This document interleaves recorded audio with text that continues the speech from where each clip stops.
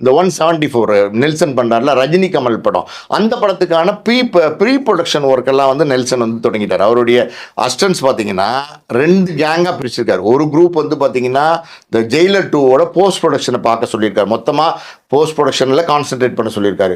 இன்னொரு குரூப் பார்த்தீங்கன்னா இந்த கதை விவாதம் இதில் இந்த ப்ரீ ப்ரொடக்ஷன் 174ல் வந்து முழுக்க முழுக்க ஒரு குரூப் ஆஃப் அசிஸ்டன்ட்ஸ் வந்து இன்வால்வ் பண்ணியிருக்காரு. ஸோ அதனுடைய வேலையுமே தொடங்க போகுது.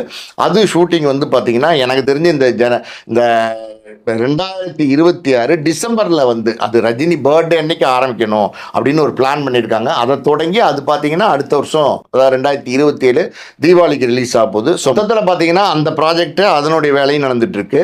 இந்த 173 இருக்கு இல்லையா, கமல்ஹாசன் ப்ராஜெக்ட், அதில் பார்த்தீங்கன்னா பிரியங்கா மோகன், பசுல் ஜோசப் இவங்கெல்லாம் வேற அதில் நடிக்க போகிறாங்க. அதாவது இது ரஜினி அப்படின்னாலே, ரஜினி படம்னாலே, ரஜினி நடித்தாலே மாசு, ரஜினி நடித்தாலே பெரிய ஹைப் இருக்கும். அப்படி இருக்கும்போது ரஜினியோடைய படத்தில் இவங்கெல்லாம் பலவிதமான ஆர்டிஸ்ட் வந்து இன்னைக்கு வந்து நடிக்கிறாங்க. எல்லாருமே நடிக்க விரும்புகிறாங்க ரஜினி படத்தில். ஷாருக் கான்லாம் பார்த்தீங்கன்னா ஒரு படத்தில் சாதாரணமாக கேமியோ வந்து பண்ணி கொடுக்க மாட்டாராம். ஆனால் அவர் வந்து ஜெயிலர் 2ல கேமியோ பண்ணி கொடுத்துருக்காரு அப்படின்னா அது எல்லாமே ரஜினிக்கு தான். ஸோ ரஜினி அந்த நேம் காண்டி தான் எல்லாமே. இப்போ அந்த வரிசையில் பார்த்தீங்கன்னா அடுத்தடுத்து பேக் டு பேக் ரஜினி கொடுக்க போகிற படங்கள் எல்லாமே வேற மாதிரியான படம். ஒன்று வந்து ஜெயிலர் 2 பார்த்தீங்கன்னா இந்த வருஷம் ஜூலையோ நம்ம வந்து அந்த படத்தை ரிலீஸ் பண்ண போகிறாங்க.